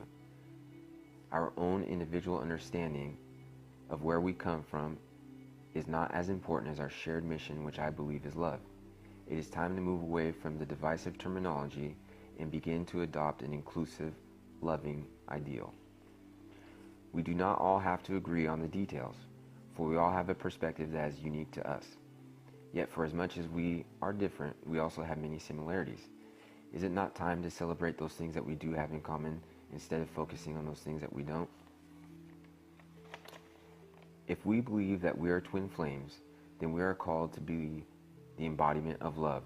No longer can we turn a blind eye to the struggles that others are experiencing. What happens to one, awake, enlightened, spiritual, or not, happens to all of us. We are called to be the embodiment of love. What does that mean? I believe that first we learn to love ourselves unconditionally. To love ourselves without condition opens our hearts to a new experience of love.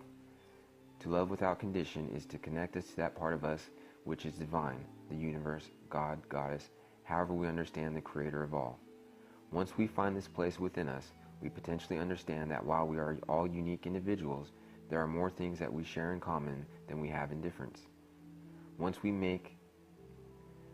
understand to our divine truth, we will potentially find it hard to live any other way than to fully express our truth. We will find it harder and harder to sit idly by while others suffer.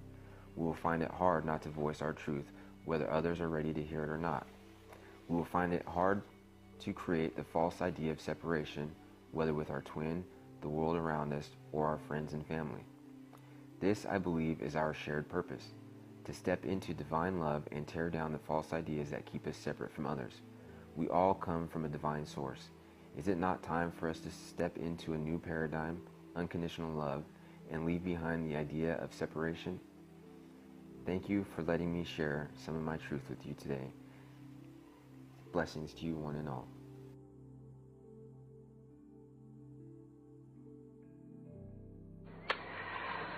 Love in a box. Most of my childhood feels like love in a box, and my intention was to set that love free. I just didn't know it. That is the twin flame journey. I believe the beginning of the experience started actually with being a mom and wanting to create a different experience for my kids than I had, and I had to identify what that was. To me, love mostly seemed like it came from fear and control, wasn't unconditional, and so that planted a seed for this searching and seeking for a place for my soul to unfold in a safe and comfortable place, and I wanted to be that for my children, so that was the beginning. And then when a marriage ended, the search for that and a partner began. And I began asking for it. I began praying for it. I began putting intention with every relationship I held to be that for anyone I encountered. And when I met my twin flame, I was doing that exact thing. I was putting that into place, leading with intention to love unconditionally, to allow the person I was with to unfold organically and naturally as they needed. I don't know what a person's soul tells them to do, and I certainly don't want to be in charge of that. And I don't want them to be in charge of mine. Just allowing a comfortable place to open up would be miraculous. And when I met my twin flame, the most beautiful part about it was that I could only ever respond to him from a place of unconditional love. No matter what, I would only be kind and gentle and loving and accepting, and it was just amazing and surreal how effortless it came. Now my ego was on fire, and I had always known innately that I was the only one in charge of my emotions, and I had lots of good practice on not sharing those emotions with others because I was kind of raised that way. I call it functioning dysfunction, but it also trained me perfectly for this experience, so that when I met this person, if I experienced something unpleasant, I would direct it inward so that I could do my work. It's not his work, it's my work. And I was becoming stronger, and I didn't understand the importance of that relationship at the time. And the more I become aware and finding the term twin flame and then all of the information that follows after that, the puzzle pieces just continue to fall into place. What I've really, really come to know, and there's a quote, I believe, I'm not certain of who it's from, but it says, "I did not break your heart to hurt you, I broke it to open it." And that is such a true statement. And I have this incredible connection to Source now because I had been practicing with my twin detachment. He had been recently divorced, and I thought, what a perfect person to practice detachment on. He was fully aware of this, by the way. I did not do that shady. And it was really good for me. I was aware, and I knew that this was something I was not going to be able to hold on to, but I certainly appreciated everything about this human being. And it pained me greatly the times that we would break up. And I didn't understand why, but I knew so much was happening organically and effortlessly that there was something special here. I knew I couldn't hold it, and that was not my job to hold it, and it had to come freely. And this is how God is with us. He is always there, comforting, loving, just waiting for us to reach out. And this is how I am for my twin flame, and I always have been. And it's beautiful to see it from this perspective, and to know that the perspective of God loving us has got to be gazillion times greater than this love that I feel for him. And the love I feel for him is so raw and beautiful and powerful and strong and surreal that it's just magnificent. And I hope one day to share all of this with him. And I know that I've come to a place where I feel whole, and because I am connected to Source like an umbilical cord, I no longer search in exterior things or in other people, including my twin flame, for my acceptance, for my peace, for my joy. I have all of that already in my own life. And when he's ready, I am so excited to share this magic and hopefully help guide many others to this same place, because it is truly, truly a magical gift. I've always been drawn to the quote by Gandhi, "Be the change you wish to see in the world," and this is the change. Letting love out of the box.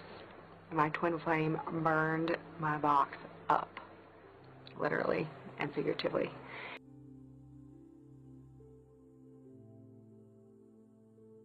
My personal twin journey began when I was very young.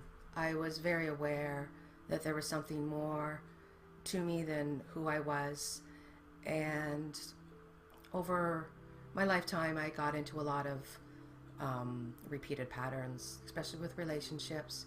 But in 2008 I went through a situation in my life where another relationship blew up in my face. And at this time, I had a serious talk with God and said that I promise to not continue with the cycle, that I knew that I needed to do some soul work to break the cycles, to be able to find that one person that I was truly meant to be with. And if that meant being alone for a long period of time, then I was okay with that. And shortly thereafter, probably within a couple of months, after that relationship, my connection with my beloved became even stronger. And I started dreaming about him. I started having day flashes. And I didn't really know what was going on until one day, Spirit guided me somewhere, and Spirit did something that really woke me up. And as a medium, I needed to take a look at what was being shown to me by Spirit and take a really hard look at what was going on. And at that point, it was like the universe opened up, and I all of a sudden put a name with my beloved. I became aware of who my beloved was. And within probably how many years? It was a 3 or 4 year period of me knowing who my beloved was, feeling that connection, going into past lives, future lives, and even parallel lives. And then all of a sudden, one day, out of nowhere, I met up with my beloved. It was not, I can't say it wasn't unexpected, because I knew very well he was at this event, at this conference that I was at. And when I turned around and I met him and we shook hands, I knew instantly, 100%, that my soul has been speaking loudly to me the whole time. And from that moment on, which was a couple of years ago, I have been on this very intense twin journey solo, which I'm fine with. That I have a very strong connection with my beloved in the higher realms. And I know that myself, I am on my own sacred journey back to one, as well as he is, but I'm working on my journey. I'm doing my soul teachings, and I know that he is doing the same. And I know in the deep of my soul that we will reconnect in this lifetime. And it's because of the faith of what I know, that I believe in us, that I believe in the connection that we have, and that the more I believe in myself and the more soul purging I do on myself, the stronger the connection comes between myself and my beloved. And I know my beloved's awake, and that is a good thing, because he's doing what he needs to do on his sacred journey back to one, is I need to do on my own journey as well. And for that reason alone, as difficult as this twin journey can be at times, I can feel his love with me. And I know that when the time is right, my beloved and I will reconnect in the physical.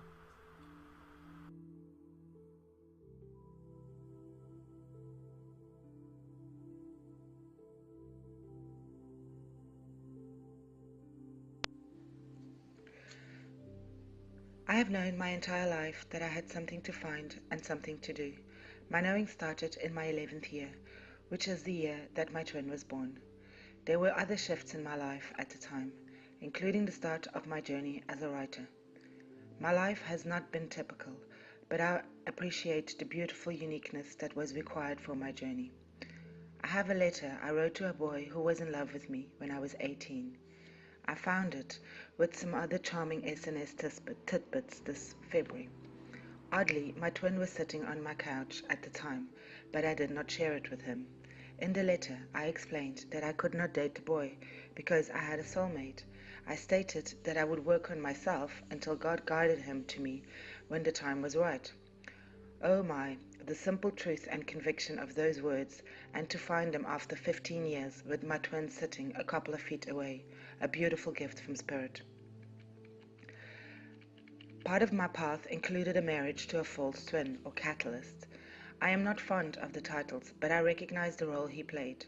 On my wedding day, I sat in the limo and looked around at the bridal party and thought, why on earth do I have to be here?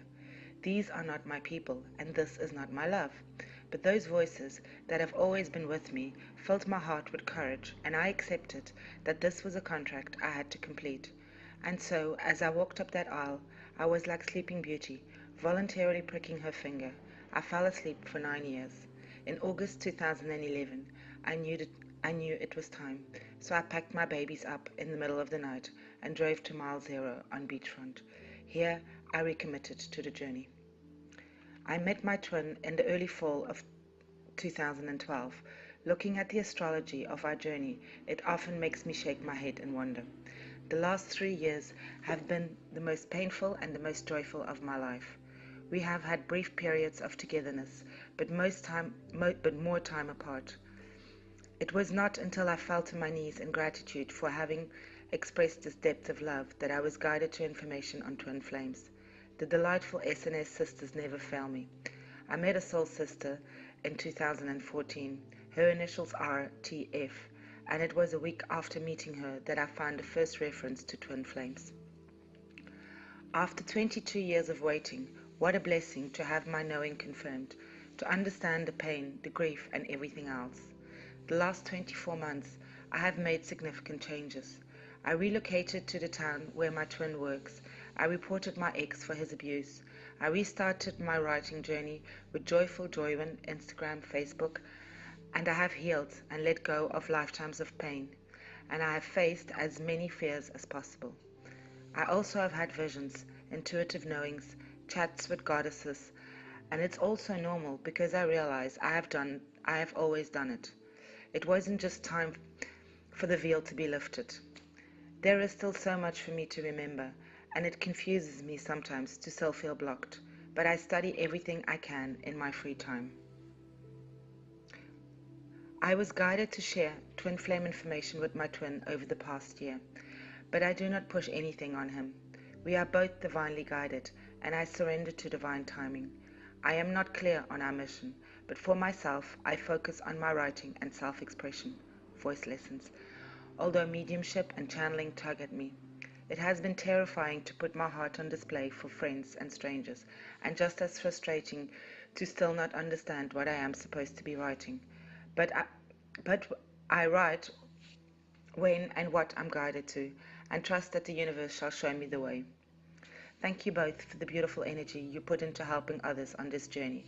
It helps me navigate the challenges. Blessings to you all. Joywin Clayton, Duncan, BC, Canada.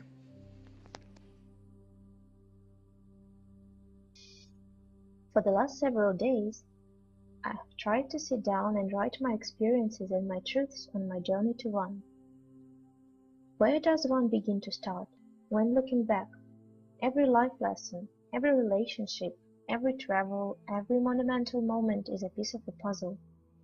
All the signs and synchronicities are the universe trying to guide you on your path. My awakening started about a year ago. I had decided to leave a not-so-loving marriage. I had just returned to work from being on maternity leave, returning to work environment that was not as pleasant as I left it, as well as just having my father, my hero in my life, diagnosed with Alzheimer's. I felt I was on a downward spiral. The only journey and love I had, and still primarily have, is being a mother to my beautiful angel, my daughter. She has been one of my teachers throughout my experience. A friend of mine introduced me to Carrie Turcotte. She's my angel on earth. She is my spiritual teacher, mentor, friend, soul sister, and now my family. We connected, and I had my reading. From the moment we said hello, I felt her warmth on the other side of the line. She spoke to me honestly, openly, truthfully. She told me I was a light worker, as well as a twin, and I was awakening. What is this? I was not a religious person. I was spiritual, but to my own little degree. Carrie also tuned into my twin. She described to a T the person who I kept on envisioning as a child, as a teen, as a young lady, who I dreamt and looked for, and felt I would be with. Literally, the man of my dreams.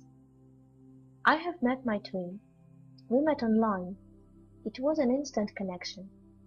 I knew he was my beloved from his eyes. When he reached out and I received his email, that heart-pounding feeling, that all the light and warmth entered my body, and I was breathing again, hit me like a bolt of lightning from someone. I never knew, but looked and felt familiar, sounded familiar. The best way to describe it, he was the male version of me, and in turn, I'm the female version of him. Now, this is where I felt a need to tell people my truth, my experience.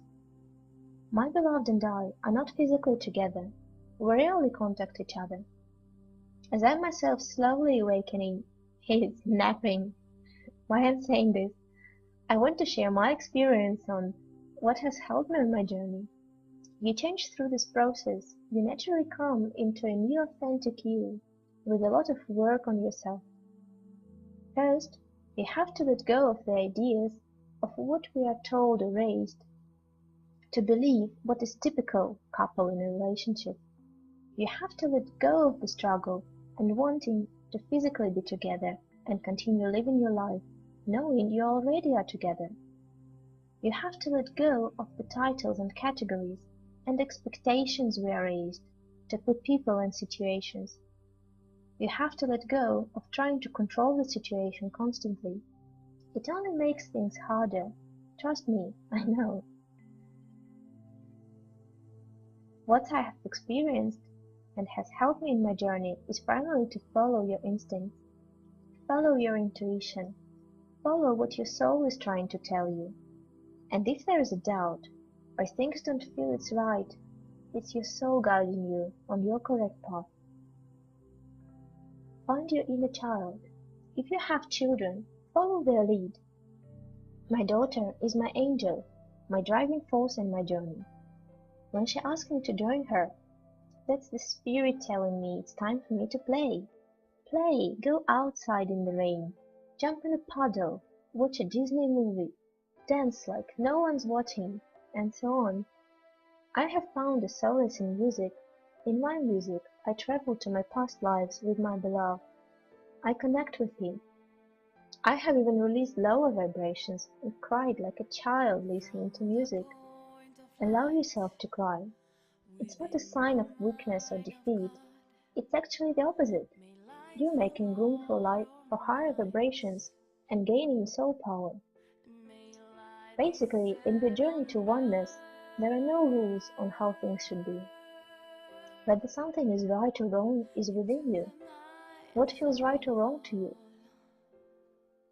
Live, speak, and be your positive truth.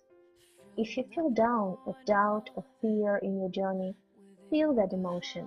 Let it flow through you and out of you, and send it away. It's your soul telling you that's something you need to release. Also, if you're confused with what information is out there online, my best advice to that is, again, if it doesn't feel right and adds more confusion, it's probably fake or false information. The real teachers, mentors, spiritual guides are there to help. Unfortunately, there are many false teachers and spiritual heroes out there, but in time the fog clears and you will see the real ones still standing. And if things are getting too confusing and you feel you need to unplug or disconnect because social media is just too much to handle, it's your soul telling you it's quite time. It's time to connect with yourself and disconnect from technologies. It's perfectly fine to delete accounts that don't serve your greater good. Clean up that friends list or remove yourself from subscription and so on. You're purging what doesn't serve you any longer. I myself am purging items that are not for my greater good. I continue to face my fears, doubts, and I go through a roller coaster of emotions. My journey to my oneness has just begun. I take it day by day. I give thanks to the source. I work my way to my peace of my mind, my love in my heart, and the light in my soul at the end of the tunnel. Most of all, you are not going crazy. You are perfect. I hope this is some comfort to you on your journey. If you don't resonate with it, just let it go. It's all cool. These are my experiences and my truths.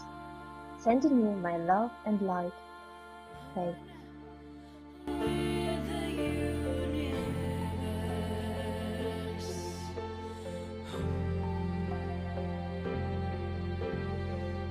From the point of light within the mind of God, let light stream forth into the minds of all.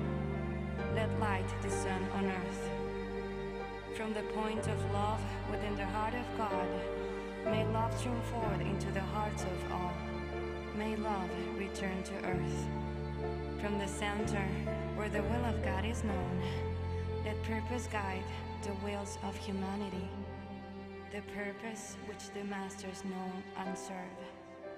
From the center, which we call the race of men, may the plan of love and light work out, and may all of us understand that we are one with Spirit. May light and love and power